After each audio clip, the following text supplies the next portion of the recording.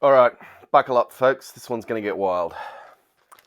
Hello, and welcome to What Lies in the Sunday Telegraph, a weekly recapitulation and evaluation of what is in Australia's number one selling newspaper, which is normally pretty bad. Last week, I got really badly caught because it was so badly reported what they had in so wrong based on early leaks and not up-to-date information that merely providing commentary on it made me a conduit of incorrect information, which I'm really not happy about. And if it keeps happening, we're going to have to stop doing this project. Which, there are a significant number of people who do enjoy watching this. So, we'll see how we go. Let's have a look. What is on the front page today? Right, welcome to Hotel Corona. We've got pictures of all the quarantinis, not socially distanced. So that's going well. Also, free laptops for kids, schools to loan devices to help families homeschool children. Thousands of disadvantaged students will be loaned computers and Wi-Fi modems so they can continue to learn online during the coronavirus shutdown. That'll do wonders for your home internet connections and teleconferences, won't it? Oh boy, there's so many things we have to work out, but I'm willing to sacrifice my home internet for kids' educations. I guess to the point I can't work from home, and then I have to go into the office, and I'm not happy with that as an outcome. Although we've been 5 days practicing self-isolation around here, and I'm not very happy about seeing other people having fun outside, I can tell you. Okay, the Telegraph tells me that we're free for you. Double-page lift-out on the limited-time offer of 4 weeks free digital subscription. I believe anyone with a news.com.au login can now access all the mastheads as well, which, gee, thanks, guys. Foxtel's also desperately opening up all their channels to try and keep people on because with no sport, a lot of people are cancelling their subscriptions. Don't think we'll see that reported in this newspaper. Right, so mixed picks. This is relegated to page 5. It's normally on page... Right, 1, 2, 3, 4. Page 4, sorry. It's normally relegated to page 2. This is what the editor, Mick Carroll, says is the best things in his newspaper that he's had all week to work on. And the best thing is Escape and Body and Soul. So he can't even pick between which of his supplements, one of which is a travel supplement, so not a bloody good idea right now. Right, so the editor is incapable of making a decision and just saying, please read the supplements that no one's reading and no one cares about, and I don't know why they even bothered printing them. I mean, Rupert will be wondering why they bothered printing them. I guess if you've got an advertiser that you can't get out of its contract, then you just pump it out, don't you? Okay, number 2 is a hibernation special. Number 3, Carrie Bickmore says, kindness is what's needed right now more than anything else. Yes, but being lectured by Carrie Bickmore, I'm not sure is the way to go, but I guess it can't hurt. Right, how to shop smart for food. Matt Preston's tips on maintaining a great menu at home. That'll cause some spectacular runs and some odd ingredients, won't it? The Armchair Guide to What's on the Telly. I would have thought that would be your number one pick. And by the way, it's Tiger King. Just Tiger King, Tiger King, Tiger King. So, get on that if you haven't. Behind the growing movement of people choosing to do the right things by others during this crisis. Yeah, okay. I get they have to report this stuff. Otherwise, we all sort of start eating each other. Me and the Little Dog That Saved My Life, a must-read extract from a book, no doubt published by HarperCollins. Page 40, what China isn't telling us about the coronavirus contagion. So we're throwing some good old racism in there and fear of the outsider. And apparently the rom-com is returning. So that's the best things in this newspaper, according to its editor. It's not much, is there? Oh, and another plug for read all the news you need for free. If you sign up to a subscription that will turn into a paid subscription automatically without you noticing. Right, Michelle Bridges says the breakup drove me to do a stupid thing. After surviving the hardest 2 months of her life, fitness queen Michelle Bridges has emerged to declare herself a changed person who has learnt from the incredibly huge mistake of drink driving with her young son in the back seat. I imagine she's very sorry she got caught. The Special Forces soldier who the ABC showed us murdering an Afghan, the one in the rice field, that I might have, they're trampling over people's crops in all these shots, and the helicopters landing and stuff, and do that to an Australian farmer, you'd find yourself looking at the wrong end of a barrel of a gun. Anyway, this particular individual, our nation's finest, is under investigation for allegedly threatening the family of the judge running the inquiry into allegations Australian troops committed war crimes in Afghanistan. The soldier, who remains a serving member of the ADF, allegedly posted a threatening message on a social media account related to immediate family members of New South Wales Court of Appeal Judge Justice Paul Brereton. I don't seem to have recruited the smartest to our Special Air Service there either. 2 pages of Coles COVID-19 update. Oh, and he, again, dicking around with half measures. Cashless payment preferred. Just do one thing or the other. Don't. Ugh. Right. Australian government ad. Telegraph's doing quite well on the advertiser front out of all these PSOs. You must avoid non-essential travel, but it won't be enforced, so why not go to the beach if everyone else is? Look, I've been staying at home for 5 days, all right? And I know people have been longer and what have you, but if I'm doing it and everyone else is out having fun, this isn't working. Tap to pay where possible instead of using cash. Actually, you want to be waving the card, not tapping when you think about it, don't you? If you can, work from home. If going to work, avoid groups. Use phones for meetings and stop handshaking. I mean, yeah. Stay 2 arms lengths away from others. So we're, 2 arms, 1.5 meters. And exercise away from others. Advice and restrictions will be updated regularly. Visit australia.gov.au. So they finally put that portal to some use. That's interesting. They're moving away from doing it on the health website. There you go. News delivered via advertising. Police news. Cop searches were illegal. Police watchdog investigation slams lies and slurs used to justify checks. Police were unlawfully searching hundreds of people in their vehicles in a bid to get their numbers up.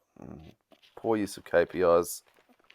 It's been killing people for hundreds of years, and it's only going to get worse as we become more integrated into the algorithms, poorly designed algorithms with nasty inherent biases.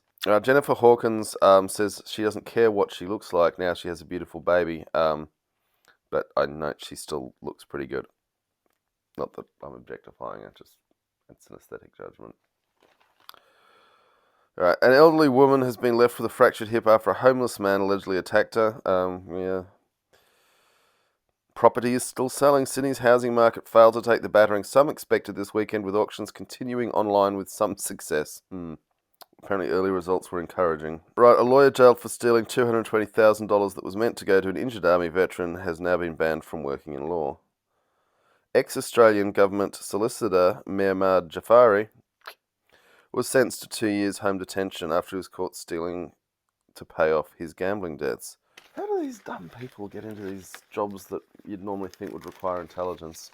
And yet there they are. Right, at a glance, 10 things you must know. What do we got here? 1, health. Ramping up ICU bed capacity. 2. Oh, by the way, there was a bit of a fuss online last night that the private hospitals are saying they're going to have to close, and because the government's banned elective surgery, but they haven't been swamped with corona cases yet, so they're losing money hand over fist.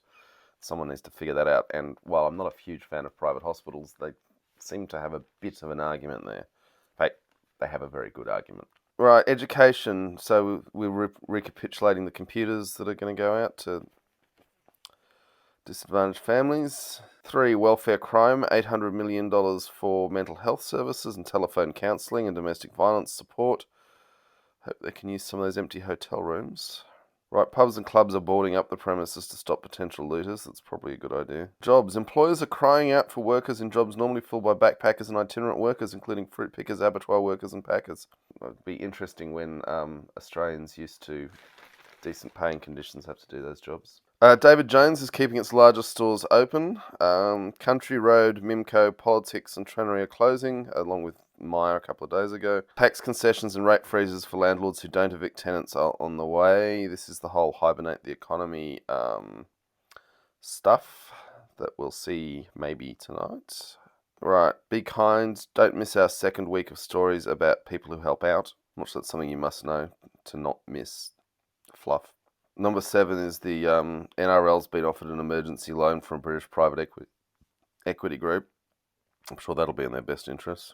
Now we're mentioning some people have died and some people haven't. This is a terrible list. This is useless crap. Why make a list when you can actually just report the news? Here's some bad news for people who've already had the virus. A super race to help save us. Survivors of COVID-19 are the new super race, and there are calls for this army of the immune to work in frontline health and welfare jobs. It's going to be interesting with the jobs we're all asked to do in the coming future. Right, a top cop is to lead the war on the virus. Police Commissioner Mick Fuller will take charge of the state's response to COVID-19 and attempt to stem the increasingly uncontrollable spread throughout New South Wales.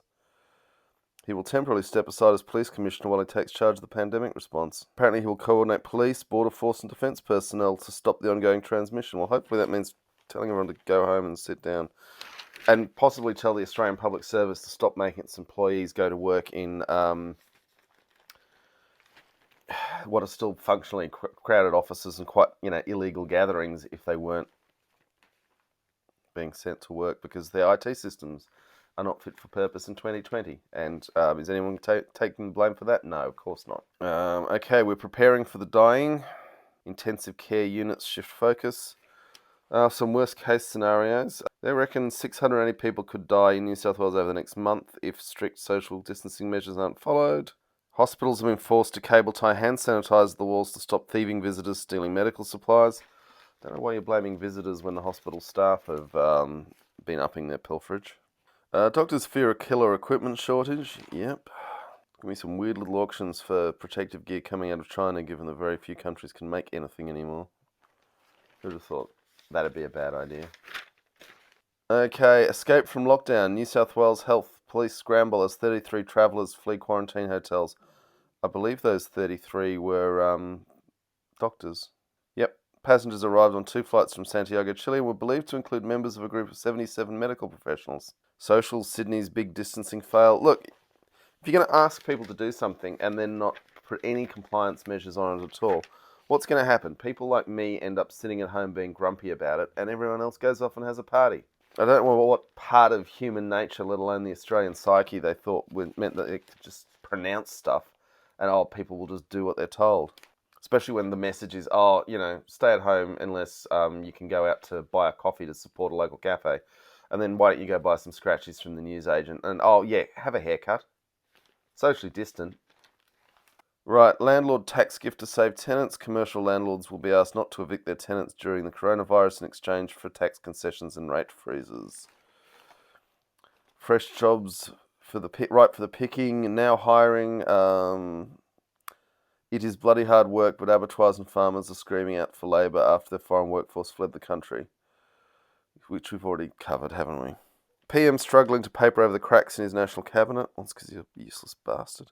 Right, so it's talking about how New South Wales and Victoria are not in agreement with Scott Morrison's plan, which frankly seems to be herd immunity by stealth, as in just let everyone catch it and bury the bodies and move on. That's the herd immunity strategy. And then enough of us have got it that we have had it that we can't spread it further. Right, boarded up hotels fear the looters' storm. Toilet paper heist plumbed new depths. Harvey Norman's had 3 pages of ads while I've been flicking through this, by the way. Oh, little things can save us. Oh, this is where they tell us all the stories about people being nice to each other. Alright, headline, it's like War and Titanic into one. It's literally not like either. This is not like anything anyone's ever seen before. Mostly because modern communications are feeding the speed of the crisis. And things like flexible productivity arrangements in the workforces mean that a boss can say, "Oh, business is shut down. You lot bugger off." All on one day. Every business owner in the world, all in the one day, doing it. It's quite something.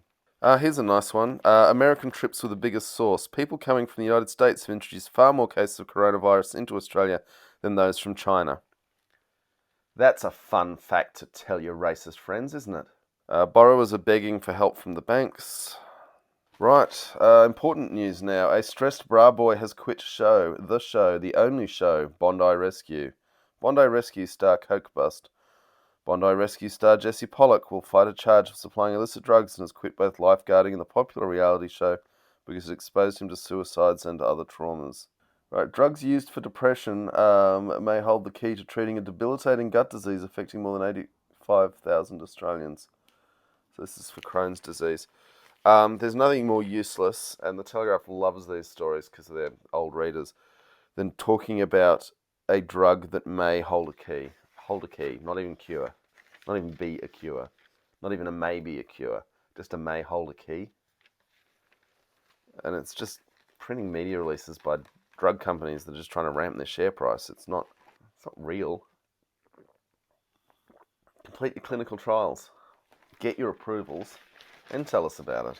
Right, a council has installed a ratepayer-funded surveillance camera to spy on warring neighbours. There's a story about a rescued Joey. That's nice. The Cell. What's hot in real estate? Jackie O is sad to let go of her lovely home in Vaucluse. Yeah, I mean, celebrities are all liquidating their assets as fast as they can because they're not stupid. They didn't get the assets by being stupid, did they? Here's a fun story. After allegedly convincing people she was the daughter of one of the richest men in Sri Lanka, police claim a Sydney mother of 3 then fleeced them of $29 million. The woman, who cannot legally be named because she is facing multiple prosecutions, allegedly claimed she was the daughter of Dhamaka Pereira, whose net worth is worth about $550 million. Sorry, I just think this is kind of like Talented Mr. Ripley, but a woman. Cool. Wish she got more out of them. An exclusive that Piermont is hot real estate. Good news. There's growing confidence in a profitable crop. Good to know. It's New South Wales farmers think they're going to have a good crop. Doesn't say what sort of I mean, crappy reporting in a crappy newspaper. A mobile shellfish squad is hunting down Sydney seafood poachers. I just want to make sure. The idea of selling Sydney Harbour's still not that clean. All right, a tale of two cities in fight for lives. So it's Los Angeles and New York, which are the cities that are most open to the world in the US, and it's horrible. Ellen Winnett tells us that the world has been brought to its knees by a virus and a Chinese mania for secrecy. Although, as we note, the American mania for privatising health seems to have been a much bigger problem at this point. And then somehow we have a sports section. Why bother? Nothing's happened. I mean, it should just be reported in the business section and what the business side of things is doing. Turns out we can gossip about players even if they're not actually playing. Horse racing, of course, continues because that matters to people in power. That's what we're really seeing is what matters to powerful people in this country. Hairdressers, very important. And what doesn't, so your wedding, your funeral, not important. Horse racing, important. You seeing your family, not important. You going to work, though, that's important. Jeez, the sport just goes on.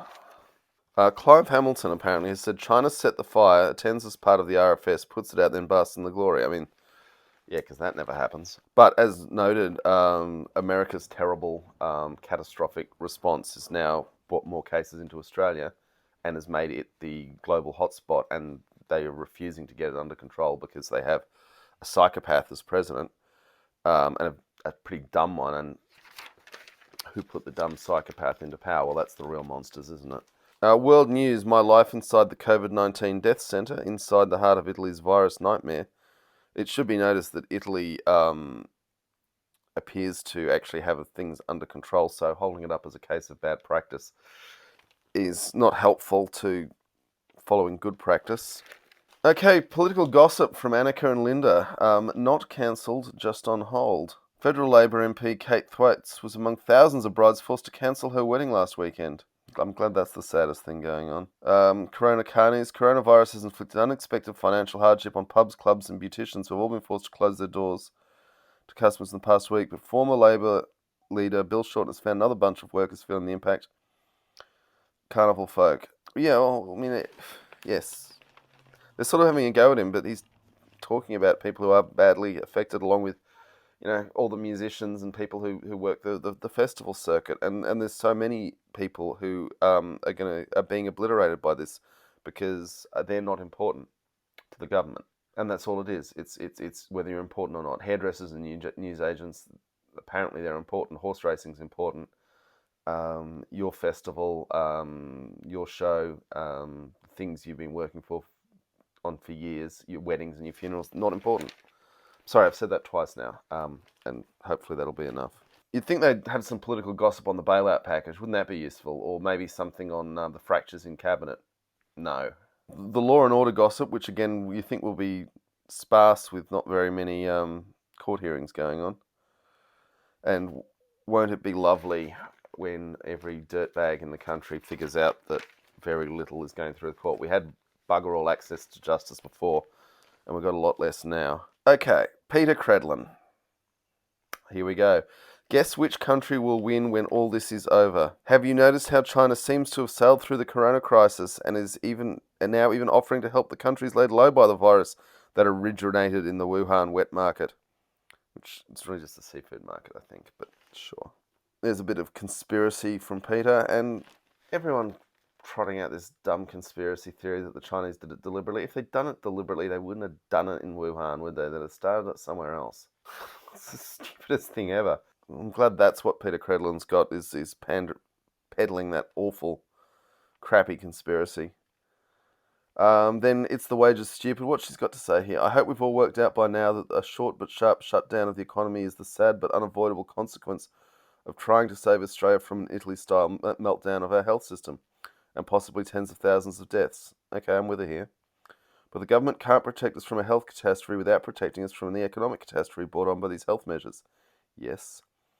On top of temporarily doubling the dole and cash grants for small business, the government has now flagged rent relief and tax relief too.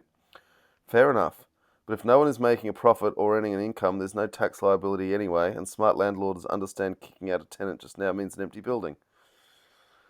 Depends. The real problem is wages. Yes, Peter. Well done. When government policy is to close businesses down, government policy must also be to support them to keep their workers on. I think it's when government policy is not to close businesses down. It's not good enough to send them off to Centrelink. Correct. Countries that rebound best out of this crisis will be those that haven't junked their economy on the way, though. Just because Boris Johnson thought of it first, and just because Anthony Albanese has jumped on the bandwagon, is no good reason for Scott Morrison not to support real wages for workers. Thank you, Peter Credlin. That is mostly good and sensible, and I hope it will have an impact on your terrible friends. Whew. So for those who haven't quite caught the implications, the way the wage guarantee is being done in the UK and Canada and I think in Ireland is the money goes to the employer to pay the wages of the workers at something like 75 or 80%, depending on where it's at. And that keeps the employer-employee relationship going, and the business has a legal reason to continue to exist. And it also means the government isn't having to figure out what the hell someone was getting paid, and it really simplifies so much. Basically turns all these businesses' payroll departments into the payments administrators, which is a good job for them. Anyway, hopefully, although so much damage has already been done by moving so slowly on this, better late than never, I guess. Like Peter says, it's just because he didn't think of it, and he can't think of much. Scott Morrison's dumb. He obviously doesn't spend a lot of time with smart people or listen to them. And he's not coming up with good ideas, and he doesn't like ideas that other people had, and that's why everything's broken. We voted for him. It's our fault. Okay, Peter Gleason, who no longer shares a page with Peter Credlin, says, "Hey, Big Oil, we're not fuels. In every crisis, you get people and organisations who sense opportunity and are quick to take advantage of the misfortune of others. The two best ingredients to a good scam are fear and confusion, and coronavirus provides both in spades." What on earth is he saying? So there's a bunch of scams around. Right. He's saying petrol prices should be lower. I'm glad that's got him exercised right now. I mean, where am I meant to drive? To get my coffee and place my bets on the horse racing. Lucy Khan wants a jab for hubris that would help us. As scientists across the globe race against the clock to find a coronavirus vaccine, here's hoping they also discover a cure for narcissism while they're at it. It's certainly true that a lot of wealthy people have behaved with all the privileged dipshittery we expected of them, and spread the disease to the people who can't afford to pay it. This is going to be even more pronounced in places like India. Piers is having a go at Twitter, and I'm going to say I found Twitter extremely useful in this period, but it's saying things Piers doesn't want to hear. So here we go. 2 weeks in a row I agreed with a Piers Ackerman column and I felt dirty about it. But now we need to summon the spirit of the Anzac, not the gibbering of Twitter, the spirit of the Anzac being... Let's not go there. Albanese doesn't have judgment. Oh, fuck off. Bugger off, Piers. Claire Harvey has a story on the sweet smell of daisy chains and defeat. Talking about all the parents throwing their philosophies out the window and just letting the kids play on the iPad. Right, Laura Wayman-Jones is warning of the confinement of the dolphins in the dolphin parks, which she thinks they should be set free. If they can keep feeding them, I don't know, maybe just run the shows. It's a big problem to grapple with in the middle of all this. Oh, God. The Sunday Telegraph is noting that their badly behaved children are really unpleasant and they don't really appreciate what teachers put up with now.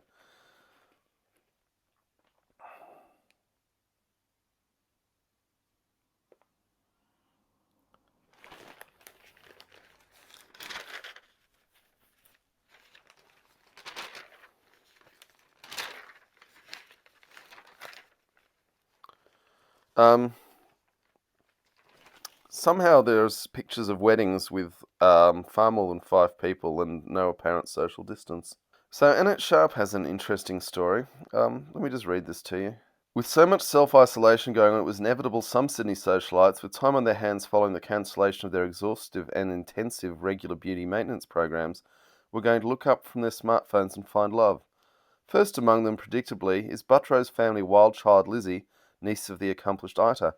Having quit Sydney for Port Douglas in 2018 and separated from her 7th fiancé, cage fighter Zoran Stopar, in August, Lizzie is engaged again, this time to North Queensland farmer Lee Dilks, a man she became romantically involved with just weeks ago. Whew.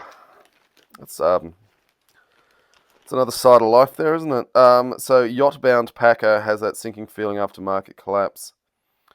Longtime friends of James Packer have expressed concern for the emotional well-being of the long-time rich lister who has been moored off the coast of Tahiti, awaiting word it's time to take the stand at Patricia Bergen's gaming inquiry. Packer, an obsessive share market watcher, has been watching his wealth disappear by the day. Well, the pain has to be shared around somehow, doesn't it? Packer in confinement in his yacht off Tahiti. What a scumbag. Yeah, we're all in this together, aren't we? Imagine him on the phone. No, you can't lock things down, ScoMo. The economy needs to keep turning over. My portfolio's tanking. Yeah, the weather here in Tahiti is lovely. Just went for a swim. My crew's probably given the Tahitians the COVID as well, but, tough. God help you if you come up with a cough on that boat, hey? Over the side, I reckon. Apparently, ScoMo should learn from our true leaders, says James Weir. Lizzie from Married at First Sight says, don't be ashamed of your mirror selfies. Sunday Confidential is having a go at Tiger Lily, which has gone under. Fans sore end for boring Tiger Lily. Barefoot Investor says, don't spend your super if you don't have to. Correct. Dogs of Oz says, dogs are good.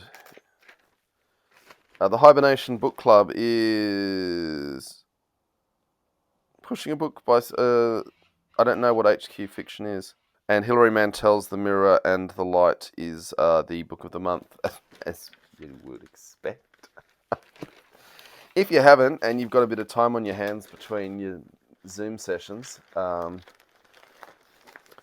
Hilary Mantel's Thomas Cromwell series, beginning with Wolf Hall, Bring Up the Bodies was the second one, is probably the greatest work of literature in the 21st century. Let's go there. Call it out.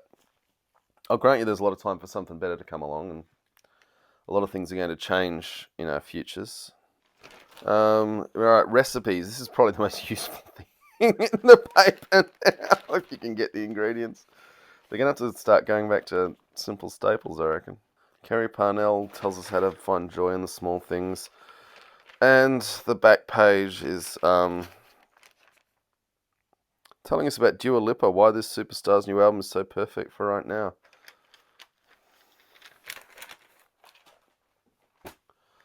Okay, folks, and that is the end of What Lies in the Sunday Telegraph for Sunday the 29th of March 2020. An interesting time, and not that anyone will really care, but you know, all of these little videos we're making will be an interesting record one day for someone, I guess, even if just the found footage of a horror movie. And on that note, thank you for watching all this way through, and I will talk to you next week.